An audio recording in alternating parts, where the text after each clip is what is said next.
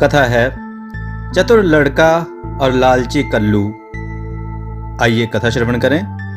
एक समय की बात है, एक बहुत ही खूबसूरत राज्य था।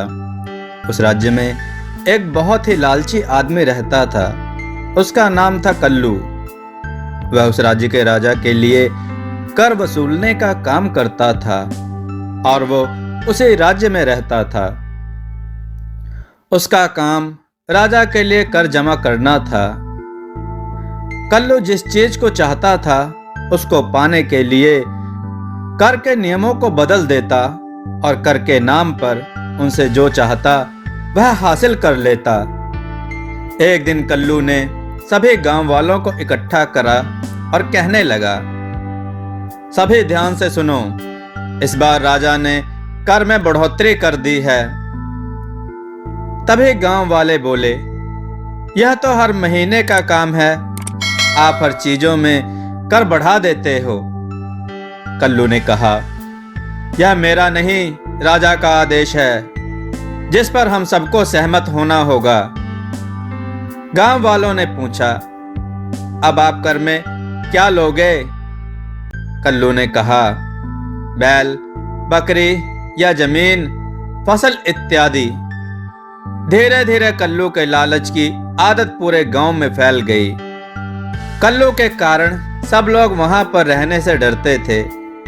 उसके पड़ोसी गांव में रघु नाम का किसान रहता था। रघु का एक बेटा था जिसका नाम विकास था, जो बहुत ही चालाक और बुद्धिमान था। रघु का परिवार बड़ी गरीबी में जी रहा था, लेकिन रघु का सपना था कि उसका बेटा एक बहुत बड़ा आदमी बने। यही सोचकर वह घर से निकलकर पड़ोस में चाय वाले के पास गया। वहां पर उसके दोस्त बैठे थे और चाय पी रहे थे। चाय की चुस्की लेते हुए उनके बीच कल्लू की बात शुरू हो गई। उसके दोस्तों में से एक ने कहा, कल्लू ने इस बार फिर से कर बढ़ा दिया है। दूसरे ने भी कहा, हाँ, जब देखो कुछ ना कुछ ले जाता है कर के नाम पर। तभी रघु ने कहा, अरे यार, हम क्या कर सकते हैं जब राजा उसे पूरा सहयोग करते हैं। उधर पास में ही विकास गुजर रहा था। उसने गांव वाले और अपने पिता की बात सुन ली। विकास ने लालची कल्लू के बारे में सुना। उसने निश्चय कर लिया और बोला, मैं किसी न किसी तरह से उस लालची कल्लू को राजा के हाथों सजा दिलवाऊंगा। राजा को कल्लू के इस लालची स्वभाव के बारे में पता नहीं है, इसलिए यह मुंह मांगे कर वसूल कर सबको सताता है। कल्लू एक बड़ा ही शातिर और चालाक आदमी था, इसलिए विकास ने बहुत सोच समझकर एक योजना बनाई। अपने परिवार के सोकर उठने से पहले वह अपने पिता के बगीचे में गया और वहां लगे एक छोटे से आम के पेड़ को खोज निकाला। विकास पेड़ को लेकर जल्दी जल्दी कल्लू के गांव की तरफ बढ़ गया। उसे किसी भी तरह सुबह ही अपनी योजना के अनुसार कल्लू के पास पहुंचना था, वह भी तब जब वह लोगों से कर वसूल रहा हो, ठीक समय पर। विकास कल्लू के सामने पहुंच गया। उस समय कल्लू लोगों से कर वसूल रहा था। विकास अपना परिचय देते हुए बोला, सरकार, मैं विकास हूं, अभी आया हूं और मुझे पता नहीं है कि इस गांव में एक गरीब आदमी कितना कर देता है, क्योंकि मैं एक बहुत ही गरीब आदमी हूं और मेरे पास देने के लिए कुछ भी पैसे नहीं हैं। तभी कल्लू ने कहा, कुछ ना कुछ तो तुम्हें देना ही होगा, तुम्हारे पास क्या है? विकास ने अपने पेड़ की तरफ देखकर कहा, मेरे पास बस यह जादुई पेड़ है और इसके सिवा कुछ भी नहीं है। कल्लू ने हैरान होकर कहा, जादुई पेड़? जादुई पेड़ का नाम सुनकर कल्लू बहुत ही खुश हुआ और कहने लगा, आखिर इसमें क्या जादू है? विकास ने चालाकी से हंसते हुए कहा, अरे मालिक, यह बहुत ही कमाल का पेड़ है। जो भी इसके पत्तों को छूता है वह कई घंटों के लिए दिखाई नहीं देता है। वह पूरी तरह से लोगों के सामने से गायब हो जाता है, पर वह सबको देख सकता है। लालची कल्लू को विकास की बात पर यकीन नहीं हुआ। कल्लू ने कहा, क्या तुम मुझे ऐसा करके दिखा सकते हो जिससे मुझे तुम्हारी बात पर यकीन हो कि यह जादुई पेड़ है? विकास ने कहा, हाँ हाँ जरूर। विकास ने सोचा, क्यों ना इसको थोड़ा बढ़ा चढ़ा कर बोला जाए जिससे यह कल्लू बिना सोचे ही यकीन कर ले। तभी विकास ने कहा, यदि इस पेड़ का कोई एक पत्ता खाता है या अपने माथे पर रख लेता है तो वह दिखाई नहीं देता है। खाकर देखो, अगर आप दिख जाओ किसी को तो बताना। कल्लू ने कहा, ठीक है, खाकर देखते हैं। कल्लू ने कहा, बताओ क्या मैं तुम्हें दिख रहा हूं? विकास ने कहा, नहीं, बिल्कुल नहीं दिख रहे हो। विकास की बात सुनकर लालची कल्लू ने उसे ऊपर से नीचे तक देखा और कहा, अगर तुम यहाँ रहना चाहते हो तो तुम्हें यह पेड़ मुझे देना होगा। मैं तुम्हें इस गांव में बिना कुछ दिए नहीं रहने दूंगा। इससे पहले विकास कुछ कहता, लालची कल्लू ने उसके हाथों से वह पेड़ छीन लिया और दौड़ते हुए अपने घर चला गया। घर जाकर उसने पेड़ की एक पत्ती तोड़ी और अपने माथे पर रख लिया। वहीं पास में उसकी पत्नी बैठकर खाना पका रही थी। उसने अपनी पत्नी से पूछा, सुनो, क्या तुम मुझे देख सकती हो? पत्नी को कल्लू की बात सुनकर बहुत गुस्सा आया। क्यों नहीं देख सकती मैं तुम्हें? क्या मैं तुम्हें अंधे नजर आती हूं? अब कल्लू बड़ा परेशान हो गया। वह भागते हुए दूसरे कमरे में गया और उसने पेड़ की दूसरी पत्ती तोड़ फिर से अपने माथे पर लगाई और फिर वापस रसोई में गया और बोला, अब क्या तुम मुझे देख सकती हो? उसकी पत्नी को बहुत ज्यादा गुस्सा आया। वह जोर से बोली, तुम्हारा दिमाग तो ठीक है, आखिर तुम कहना क्या चाहते हो? क्या मैं तुम्हें नहीं देख पाऊंगी? क्या मेरी आंखें खराब हो गई हैं? लालची कल्लू बड़ा ही परेशान हुआ।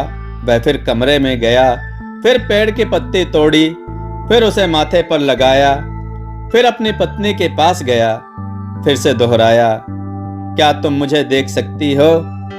पत्नी कल्लू के लगातार इस पागलपन से बड़ी परेशान हो गई।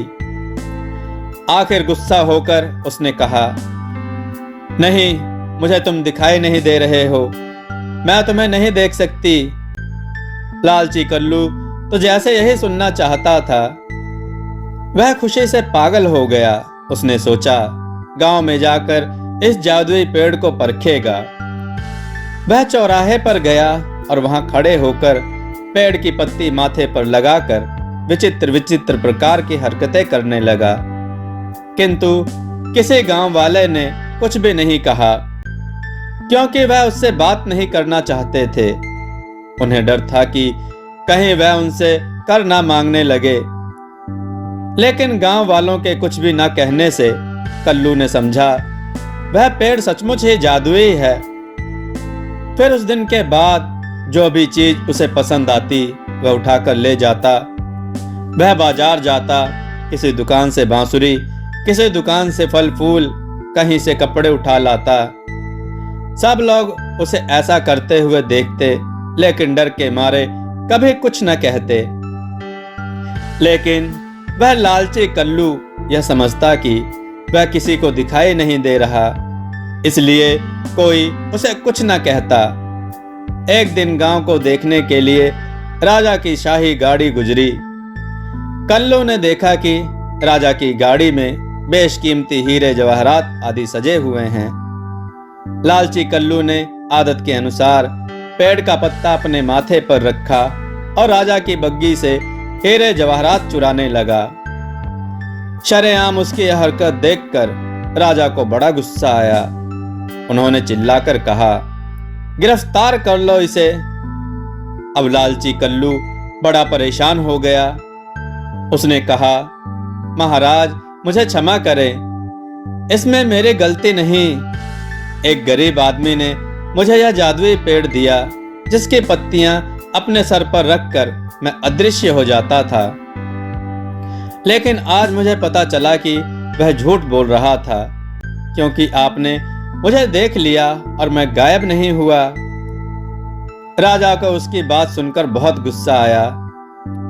राजा ने कहा, यह तो बिल्कुल ही पागलों की तरह बातें कर रहा है। क्या कोई पेड़ ऐसा होता है जिसकी पत्ती माथे पर रखकर कोई गायब हो जाता है? ऐसे पागल आदमी को हम कर वसूली के काम पर नहीं लगा सकते। राजा ने तुरंत ही कल्लू से उसकी नौकरी छीन ली और उसके बाद लालची कल्लू सारी जिंदगी उसी गांव में लोगों के सामने अपना मुंह छुपाकर जीता रहा। अपने लालच के कारण उसे सारी जिंदगी शर्मिंदगी झेलनी पड़ी। गांव वालों को जब पता चला कि विकास ने किस चालाकी से कल्लू को उसके अन्याय की सजा दिलाई है, तो सभी ने उसकी बड़ी सराहना की। और जब यह बात राजा तक पहुंची तो राजा ने विकास को महल में बुलाया और उसे उसकी बुद्धिमान होने का सबूत मांगा। राजा ने कहा, तुम ही विकास हो जिसने कल्लू को पूरे गांव वालों के सामने नंगा करके घुमाया? विकास ने कहा, जी महाराज, मैं ही विकास हूं। राजा ने कहा, तो तुमको एक और परीक्षा देनी होगी जिससे हमें भी तुम्हारी बुद्धिमानी देखने को मिले। विकास ने कहा, बोलिए महाराज, क्या करना होगा? महाराज ने कहा, तुम एक काम करो, यह दो माला रखी है, एक असली फूलों की है, एक नकली फूलों की। अगर तुम इन दोनों में से कौन सी असली है कौन सी नकली है, यह बिना छुए और बिना पास जाए बताओगे। अगर तुमने सही बताया तो हम तुम्हें राज्य का नया अधिकारी नियुक्त कर देंगे। विकास मालाएं देखता, लेकिन दोनों मालाएं एक जैसी लग रही थीं और उसे पता नहीं लग रहा था कि दोनों में से एक असली है और एक नकली। दोनों एक जैसी कैसे हो सकती हैं? मगर असली माला पहचानने के लिए उसने कुछ देर सोचा और कहा, आप अपनी खिड़की खुलवा दो। राजा सैनिकों को खिड़की खोलने को बोलते हैं। राजा ने कहा, खिड़की खोल दो। बाहर एक मधुमक्खी फूलों के बगीचे में से फूलों पर थी।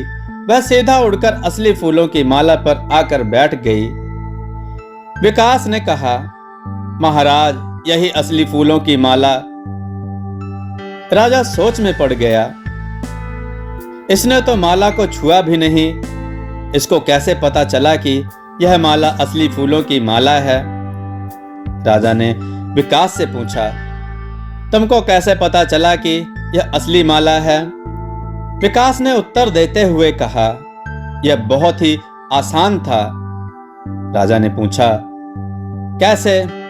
क्या हमें भी समझा सकते हो? तब विकास ने कहा, आपकी जो खिड़की है वह आपके बगीचे के बिल्कुल पास में है और पास के बगीचे में फूल लगे हैं और उस पर मधुमक्खियां मंडराती रहती हैं। उसी तरह जो असली फूल होता है उस पर मधुमक्खी बैठ जाती है। मैंने भी वही सोचकर आपको खिड़की खोलने को कहा।